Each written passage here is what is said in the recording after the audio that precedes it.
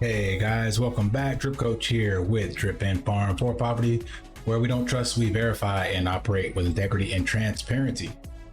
Today we're diving into an update from day one of the Bitcoin 2024 Nashville conference with some notable figures such as Michael Saylor, Edward Snowden, and even Robert F. Kennedy Jr. running for president. And we're going to talk about his speech specifically because, man, oh man, if that were to come to play, Bitcoin is off to the races. So stay tuned.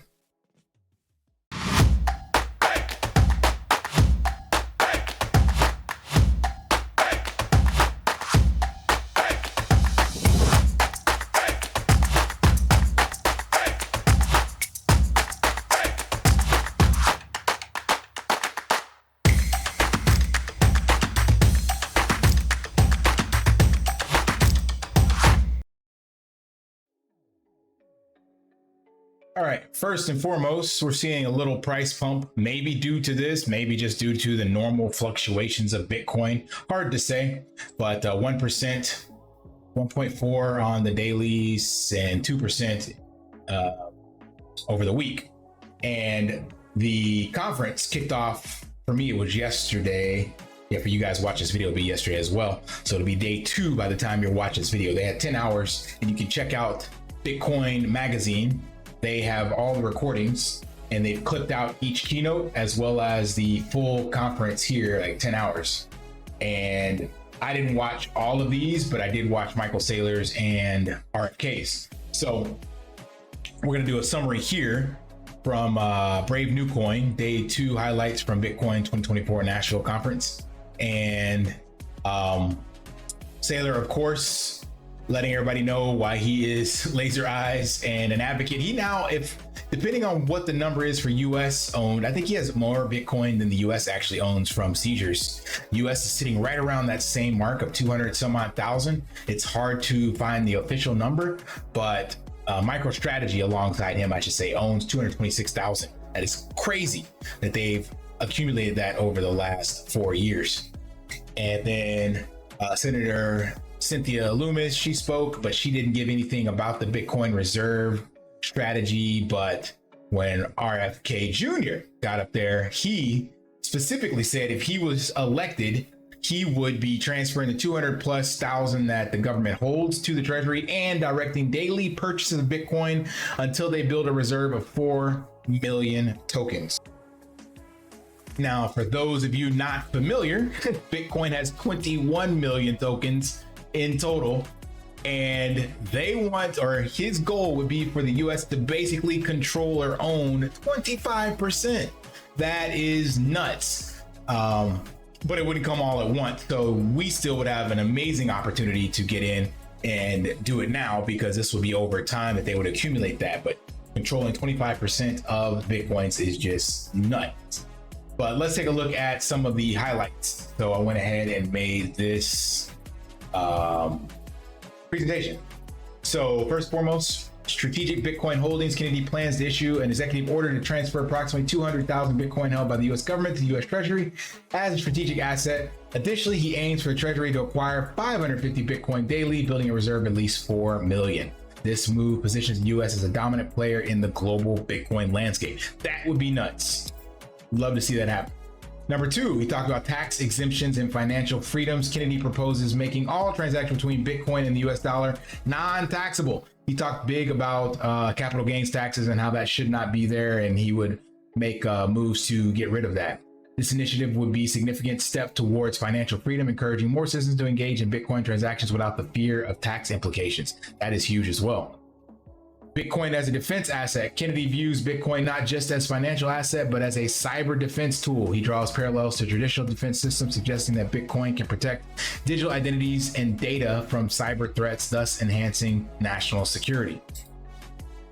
Environmental initiatives. As an environmental advocate, Kennedy sees Bitcoin mining as a potential driver for green energy. He highlights how Bitcoin miners can use renewable energy sources, including capturing methane from landfills, to power their operations, thus contributing to environmental sustainability. Yep, that would get some of those advocates on his side that are trying to shout from the rooftops that Bitcoin is not safe for the environment. Restoring financial sovereignty. Kennedy advocates for backing U.S. debt obligations with hard assets, including Bitcoin, to restore the strength of the dollar and curb inflation. This policy aims to stabilize the U.S. economy and safeguard it from excessive money printing and inflation. Yeah, he spoke about this quite a bit at different points throughout his keynote, and his goal is to get the U.S. back to a hard money. So get away from the just unbacked fiat inflation money printing and get this reserve asset with hard currency. And he threw out the term digital Fort Knox, or Bitcoin Fort Knox. Can't remember exactly how he said it, but I think it's supposed to be a term that former President Trump will be speaking about.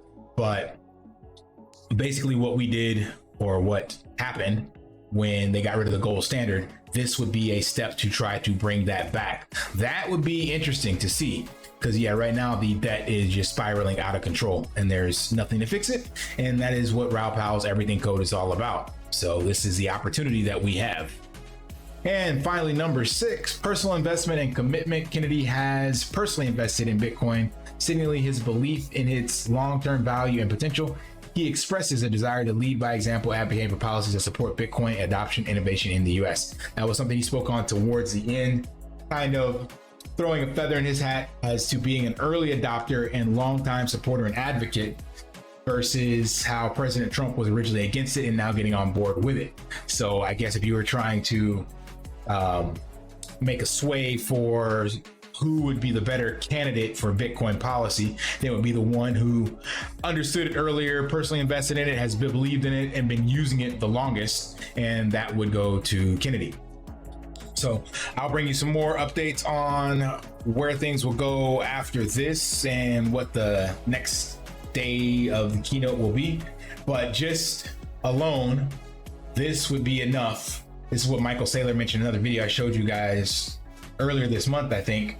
He said the country that first adopts Bitcoin as, basically doesn't have to adopt it as a reserve standard, but starts buying it with their fiat currency on the daily, then that's it. It's going to just cause a snowball effect for other countries to race in. So far, nobody's done it and it's still open. But the minute that someone does 550 Bitcoin per day, that is 36 million at today's prices. And remember, there's not that much Bitcoin available on the free market to buy every day. So as Michael Saylor also said, in order to be able to get these transactions, if you wanted to buy 550, you have to create a strong enough incentive for someone else to part with the Bitcoin that they have. So that's why the value just continues to go up, because like, oh, I won't sell it at 67, but hey, for 100,000 a piece, I'll sell it. And then the price just continues to skyrocket. So that would be insane. We're still a little ways off from that, and there's no guarantee, even if he gets in, that that'll pass, or it's back and forth. But these are some great talking points when you're talking about, again, just long-term financial wealth. All right, let me know what you guys think. Did you watch the conference? Are you gonna go back and watch these videos and get some firsthand information? And drop that in the comments. And you know what to do. Smash that HBO special, help a brother out, like, subscribe, comment down below. And until next time, lift daily and achieve your impossible. See ya. Want to pay your in real life bills with crypto? How about send crypto directly to anyone with a bank account? SPRITZ Finance is a decentralized solution to be your own bank and connect your crypto earnings to real-world bills and payments. They do not take custody of your assets and allow support on multiple blockchains and Web3 wallets. Sign up below using my referral link and you will get $50 back when you make your first $50 bill payment with crypto. Additionally, I will be using referral bonuses to airdrop, donate, or burn based on community feedback. Sign up now